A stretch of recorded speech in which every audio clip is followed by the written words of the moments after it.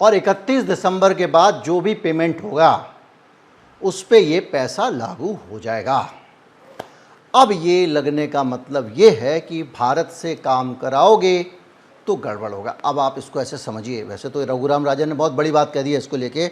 उन्होंने कहा $1 लाख की फ़ीस लगाई थी H1B वीज़ा पे, वो 83 लाख रुपए के आसपास, यानी एक भी आपको याद होगा, एक भी आदमी को अगर यहाँ के वहाँ नौकरी पे रखोगे तो 83 लाख रुपए वीज़ा फ़ीस जमा करनी पड़ेगी उस कंपनी को जो वहाँ पे H1B वीज़ा पे अपने यहाँ कर्मचारी को बुला रही है। वो भी एक कदम था अपने लोगों के रोज़गार को बचाने का, और ये जो कदम है ये बहुत खतरनाक है। रघुराम राजन का कहना है उससे कई गुना ज़्यादा खतरनाक कदम होगा, क्योंकि ये पूरी निर्भरता जो हमारी है 44% एक्सपोर्ट भारत का इसी पर है। तो अब आप मोटा मोटा इसको समझें, ये जो 44% एक्सपोर्ट है उसमें जो 10 रुपये में से 2 रुपये भी दे रहे हैं ना IT सेक्टर वाले अपने कर्मचारी को, वो 2 रुपया भी भारत में जो हिंदुस्तान के उद्योगपति वेतन देते हैं, किसी कंपनी के कर्मचारी पे चले जाओ आपको हालत पता चल जाएगी। मैनेजमेंट की बात छोड़ दो, मैनेजमेंट तो मालिकों का एजेंट होता है, पिट्ठू होता है, वो मालिक वर्ग का हिस्सा है, उसको तो पैसे अच्छे मिल जाते हैं। लेकिन कर्मचारियों का हाल, आज जो रौनक देख रहे हो आप, बड़ी बड़ी गाड़ियाँ बिक रही हैं, महंगे महंगे फ्लैट बिक रहे हैं, एक के बाद एक फ्लैट लोग खरीद रहे हैं, चमक दमक पैसा, ये किस लिए है? ये उन कंपनियों के कर्मचारियों के कारण है जिनकी सेवा विदेशों में जा रही हैं, और जो विदेशों से पैसा आता है उस पैसे में उनको हिस्सा जो मिलता है वो भारत के कर्मचारी से कहीं ज़्यादा है। इस देश में गरीब की दूसरे चैनल पे वीडियो बना रहा हूँ, कितनी दुर्गति है। अगर ये 10,000 रुपये महीने में भी काम कराएंगे तो हिंदुस्तान का आदमी करेगा, ये मजबूरी है। तो ऐसी स्थिति में अभी ज़रूर देखिएगा, वो ऐसी स्थिति में ये जो अमेरिका का कानून है, ये कानून हिंदुस्तान के पूरे एक्सपोर्ट को रोक देगा। तो जो बाज़ार में पैसा आता है, जो टेकी हैं हिंदुस्तान के, वो जो पैसा खर्च कर रहे हैं, एक तो आप वहाँ नौकरी जाना मुश्किल होगा क्योंकि उन्होंने नौकरी घुसने पे वीज़ा लगा दिया, वीज़ा पे टैक्स लगा दिया। दूसरा, यहाँ से जो काम कर रहे थे, वो यहाँ की कंपनियों से जो काम करा रहे थे, अब उस पर भी मुसीबत आ जाएगी, और उस पर मुसीबत आ जाएगी, इसका मतलब हमारे यहाँ ये जो पैसा खर्च करते हैं बाज़ार में, इस पे भी फ़र्क पड़ेगा। तो जो आपके मॉल चल रहे हैं, रेस्टोरेंट चल रहे हैं, होटल चल रहे हैं, ये होम डिलीवरी वाली सेवाएं चल रही हैं, महंगी महंगी चीज़ें चल रही हैं, जो मकान है, फ्लैट है महंगे महंगे, उनके किराएदार भी नहीं मिलेंगे, क्योंकि हिंदुस्तान की कंपनियों में काम करने वालों की औकात भी नहीं है कि 40-50 हज़ार रुपये, 60 हज़ार रुपये महीने का मकान किराए पे ले लें। हर तरफ त्राहिमाम मच जाएगा, और ये त्राहिमाम छोटा है, उससे भी बड़ा त्राहिमाम, रुपया इतना गिर जाएगा कि हो सकता है $100 का 1 रुपया आए, 100 रुपये का $1 आए। क्यों? क्योंकि जब 44% एक्सपोर्ट आपका गिर जाएगा तो आपकी, पहले तो आपके वहाँ जो लोग थे जो वहाँ से पैसा भेजते थे वो आना बंद हो गया, रेमिटांस वगैरह बंद हो गए। अब क्या सेवाएं भी एक्सपोर्ट नहीं होंगी? जब सेवाएं एक्सपोर्ट नहीं होंगी तो और ज़्यादा डॉलर की आमद कम हो जाएगी ना। जो आप एक्सपोर्ट करते हो वो डॉलर में पेमेंट करते हो, तो उस डॉलर को दे के रुपया खरीदा जाता है, तो रुपये की डिमांड रहती है, तो हमारा रुपया भी टूट जाएगा। यानी हर तरफ से गड़बड़ पे गड़बड़ होती जाएगी। इसके अलावा टैक्सेशन पे असर, सरकार के रेवेन्यू पे असर। तो कुल मिला के ये एक ऐसी व्यवस्था बन रही है जो हमारे देश की पूरी इकोनॉमी को चौपट कर सकती है, आग लगा सकती है। तो ये एक ख़तरनाक चीज़ है। इसके लिए अब भागना शुरू कर दिया है, लॉबिंग करनी शुरू कर दिया इन कंपनियों ने। लॉबिंग करने का मतलब होता है अफसरों के पास जाओ, कुछ लोगों को पैसे दो, वो पैसे लोग जाते हैं, अफसरों से मिलते हैं, सांसदों से मिलते हैं, उनको कहते हैं भाई ये बिल पास मत होने देना, हमारे क्लाइंट का नुकसान होगा, तुमको जो चाहिए ले लो। इस तरह से पूरा वहाँ होता है। वहाँ पे ये दलाली, जिसको हम लोग कहते हैं दलाल दल्ले, इसको वहाँ पर कानूनी है ये। तो वहाँ दल्लों को लॉबिस्ट कहते हैं, लॉबिंग करते हैं। तो इन्होंने बहुत सारे दलाल हायर किए हैं और बचने की कोशिश कर रहे हैं, लेकिन कुल मिला के इससे बुरा असर पड़ जाएगा, क्योंकि नए कॉन्ट्रैक्ट हमको बहुत कम मिलेंगे, हमारे प्रोजेक्ट जो है उन पे भी वो लोग मोलभाव करेंगे। सीधे सीधे जिसको यहाँ वेतन मिलता है आधों की नौकरी चली जाएगी। AI पहले ही आ चुकी है, और जो बचे हुए आधे होंगे उनको भी सस्ते में काम करना पड़ेगा, क्योंकि जॉब मार्केट में कंपटीशन बढ़ जाएगा। जो एक कंपनी से बेरोजगार हुआ आदमी होता है वो दूसरी कंपनी के कर्मचारी का वेतन कम करवाने का काम करता है। ये सीधा सा नियम है। तो कुल मिला के ये करीब 47 लाख IT एम्प्लॉई हैं हिंदुस्तान के, जिसमें 2 मिलियन यानी 20 लाख सीधे सीधे अमेरिका को सेवाएं देते हैं। इन सब के ऊपर नौकरी पे खतरा आने वाला है और ये बेहद खतरनाक स्थिति है। एक्सेंचर, डियोलाइट, पीडब्ल्यूजी, केपीएमजी कंपनियां जो भारत में ऑफिस रखती हैं या भारत में बैक ऑफिस सपोर्ट लेती हैं, ये सब कंपनियां अब अमेरिका में लोगों को नौकरी पर रखना शुरू कर देंगी। ये अलग बात है कि अमेरिका में इस लायक आदमी है भी कि नहीं है, उनको आता है कि नहीं आता है, बर्गर खा खा के मोटे होंगे, जो भी होगा, लेकिन बहरहाल हमारे धंधे पर असर पड़ेगा और वो हमारे ऊपर सीधा सीधा असर डालेंगे। ये तो थी एक खबर अमेरिका से, बुरी खबर। लेकिन दूसरी एक और खबर आई है जो वहीं की सरकार की अफलातूनी नीतियों को लेकर है, और ये गुड न्यूज़ है एक लिहाज से देखा जाए तो भारत के लोगों के लिए, लेकिन स्थायी नहीं है, लेकिन काम चलाओ गुड न्यूज़ है। काम चलाओ गुड न्यूज़ ऐसे है, काम चलाओ गुड न्यूज़ ये है कि एक तरफ ये वाला एक्सपोर्ट जो सेवाओं वाला है, इस पे तो बुरा असर पड़ ही रहा है क्योंकि इन्होंने दूसरा टैक्स लगा दिया अब। लेकिन जो भारत की चीज़ों पे टैरिफ लगाया हुआ था इन्होंने, वो टैरिफ अब हट जाएगा। कैसे? आपको याद होगा 2 दिन पहले मैंने वीडियो बनाया था, बहुत विस्तार से समझाया था कि कैसे भारत के लोगों के ऊपर जो टैरिफ लगाया या पूरी दुनिया में जो टैरिफ लगाया है, उसमें यह भी बताया था कि कैसे टैरिफ से सबसे ज़्यादा टैरिफ 50% भारत वालों पे लगा है। ये टैरिफ लगाने का अधिकार डोनाल्ड ट्रंप को है ही नहीं।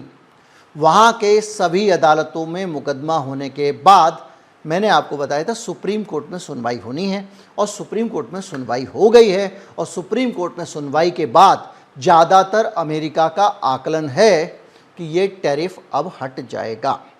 हालत ये है कि जो टैरिफ है उससे अमेरिकी आयातक जो हैं उनको बड़ा लाभ हो जाएगा, और लाभ ये हो जाएगा कि अभी तक वो हिंदुस्तान से कोई भी चीज़ मंगाते थे 25-50% एक्सपोर्ट देना पड़ता था।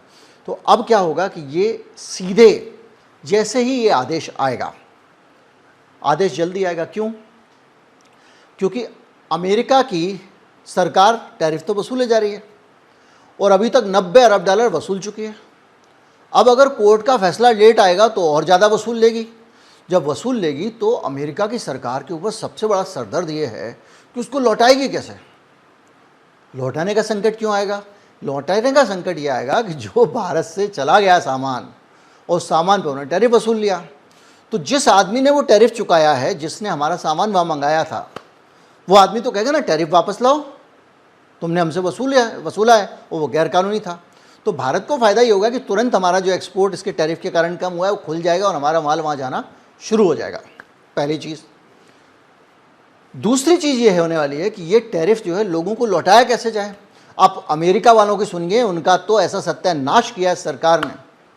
तो टैरिफ लौटाने में ये होगा कि जिन लोगों ने अभी कोर्ट में गए थे और मुकदमा किया था, उनका टैरिफ तो तुरंत वापस करने का आदेश हो जाएगा सुप्रीम कोर्ट के ऑर्डर के बाद में।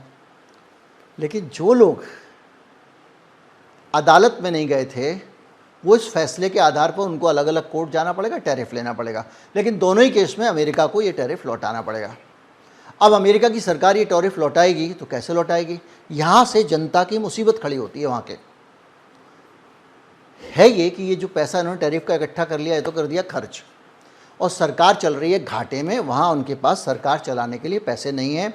1 महीना करीब हो गया है और वहाँ पर सरकार में शटडाउन पड़ा हुआ है, सरकार बंद पड़ी हुई है, सरकार को कोई नया फंड नहीं मिल रहा है। जो पैसे अपना रोज कमा रही है सरकार टैक्स से, उससे ही काम चल रहा है। ना तो वो नया कर्ज किसी से ले सकती है, ना बॉन्ड बेच सकती है, ना कुछ कर सकती है। क्यों? क्योंकि अमेरिका की सरकार को संसद से एक लिमिट मिली हुई है, भैया इतना पैसा तक आप उधार ले सकते हो। वो पैसा उधार लेके ये खर्च कर चुके हैं। तो हर साल 2 साल में ये मुंह बहा के खड़े हो जाते हैं वहाँ पे संसद के पास में कि भैया आप थोड़ा और इस सीमा को बढ़ा दो तो हम और कर्जा ले आएँ और देश की सरकार चलाएं। इस बार संसद ने कह दिया हम नहीं देंगे, तो शटडाउन हो गया और 1 महीना चल रहा है। मतलब 1 महीने से सरकार के पास पैसे की किल्लत है, और सरकार के पास अगर पैसे की किल्लत है तो उसी किल्लत में कोहड़ में खाज। अब ये वाला पैसा भी सरकार को चुकाना पड़ेगा जो उन्होंने टैक्स में वसूल किया है। अब जब ये पैसा चुकाना पड़ेगा तो ये पैसा कहाँ से आएगा? ये पैसा अमेरिका के लोगों की जेब काट के आएगा, उनकी जेब से निकाला जाएगा, उन पर नया टैक्स लगाएगी। सरकार को किसी से कोई मतलब नहीं है। अब वो जनता के ऊपर नया टैक्स लगाएगी तो भैया जनता तो डबल पिस गई। क्यों? क्योंकि पहले तुमने टैरिफ लगाया और वो माल वहाँ के लोगों ने खरीदा, वहाँ के लोगों ने खरीदा तो हर चीज़ उनको महंगी खरीदनी पड़ी, क्योंकि टैरिफ के कारण चीज़ें महंगी हो गई। भाई एक चीज़ आई भारत से, उस पर 50% टैरिफ लग गया, 1 रुपये का माल गया अमेरिका 1.5 का हो गया, तो वहाँ 1.5 का माल जो है वो दुकान पे बिकेगा या आम आदमी को मिलेगा, वो सवा में तो मिल नहीं जाएगा। तो 50% पैसा उन्होंने एक्स्ट्रा दिया। जो वहाँ की जनता ने 50% एक्स्ट्रा दिए थे पैसे, ये पैसे कंपनियों ने दिए थे, तो कंपनियों को तो वापस मिल जाएंगे। लेकिन कंपनियों ने जो महंगा माल ग्राहकों को बेचा था, उसकी रिकवरी कैसे होगी, वो पैसा कैसे रिफंड होगा? तो इसका फ़ायदा कंपनियों को हो गया, मतलब मज़ा तो ले गई कंपनियाँ। और वो जो जनता है जो पहले ही पैसे दे चुकी है, लुट चुकी है टैरिफ में, उस पर टैरिफ लौटाने के कारण जो सरकार पे बोझ पड़ रहा है, उसके लिए भी पैसे देने पड़ेंगे। बर्बाद है अमेरिका में। आपको कई बार बता चुका हूँ कि वहाँ के लोग कितना परेशान है इस समय, कई वीडियो बना चुका हूँ। तो उसके ऊपर डबल मार पड़ेगी, यानी दोनों तरफ से अमेरिका का आदमी पिसने वाला है। अब ये जो बड़ी बड़ी कंपनियां हैं, इन्होंने भी बड़े कांड किए हैं। कई बैंकों ने कहा कि भाई देखो ऐसा है कि केस तो तुम सुप्रीम कोर्ट में जीत सकते हो। बोले हाँ, और नहीं भी जीत सकते हो। हाँ, एक काम करो, तुम्हारा जितना भी टैरिफ वसूल होने वाला है ना सरकार से, वो आउटस्टैंडिंग हमें बेच दो। तो कई बैंकों ने, किसी ने 30% में, किसी में 35% पैसे में उन कंपनियों से आउटस्टैंडिंग खरीद लिया। यानी अब सरकार से उन्होंने 30% पे खरीद ली। अब उन्होंने कहा ले 30 रुपये पकड़ो, निकल ले, तेरा 100 रुपये बकाया है ना वहाँ पे। हाँ जी, तो बोले जब 100 आएगा तो हम ले लेंगे। अब कंपनियों ने कहा यार टैरिफ का पैसा पता नहीं वापस मिलेगा नहीं मिलेगा, 30% ही पकड़ो। तो वो बैंक की कई बड़े बड़े जो बैंक है वहाँ के, उनको बेच के चले गए। अब वो बैंक क्या कर रहे हैं, वो बैंक जैसे ये टैरिफ का केस फाइनल होगा, वो पैसा रिफंड मिलेगा, वो बैंक उसको ले लेंगे। बैंक भी माला माल हो गए। तो जनता का पैसा जो उन्होंने टैरिफ में दिया था, वो पैसा उन पूंजीपतियों ने, माला माल लोगों ने आपस में सेटिंग करके अपनी जेब में रख लिया, और उस पैसे की भरपाई फिर जनता की जेब काट के डोनाल्ड ट्रंप करने वाला है। तो कुल मिला के भारत के लिए खुशखबरी हो सकती है कि हमारा टैरिफ हट गया, अच्छी बात है। लेकिन वहाँ देखिए कितनी दुर्गति है आम आदमी की, और पूंजीवादी सरकारें कितनी गंदी, गलीज और शोषक होती हैं, इसका ये उदाहरण है। और जब एक मूर्ख और मंदबुद्धि व्यक्ति सरकार में बैठ जाता है तो किस तरह से नष्ट करता है, ये अमेरिका का उदाहरण हमारे सामने है। इन दोनों खबरों में आपने देख लिया है। अब हम इसको ये ज़रूर कहेंगे आपको, इसको खबर को ख़त्म करने से पहले, कि दूसरा वीडियो दूसरे चैनल पे जो हमारे आज, वो ज़रूर देखिएगा। और वो इसलिए, हमारे 2 चैनल है, आपको पता है ना, एक KN है, एक GV है, नॉकिंग न्यूज़ और गिरिजेश वशिष्ठ। कि किस तरह से दुनिया को, जिसमें भारत भी शामिल है, एक सुप्रीम लेवल की तबाही के नज़दीक दुनिया भर के पूंजीपतियों और उनसे मिली हुई सरकारों, चंदाखोर सरकारों, चोर नेताओं ने नष्ट होने के कगार पर खड़ा कर दिया, और अब लोकतंत्र सबसे ज़्यादा खतरे में है। उम्मीद करता हूं कि ये वीडियो आपको अच्छा लगा होगा, और दूसरा वीडियो भी आपको अच्छा लगेगा। नमस्कार, जय हिंद।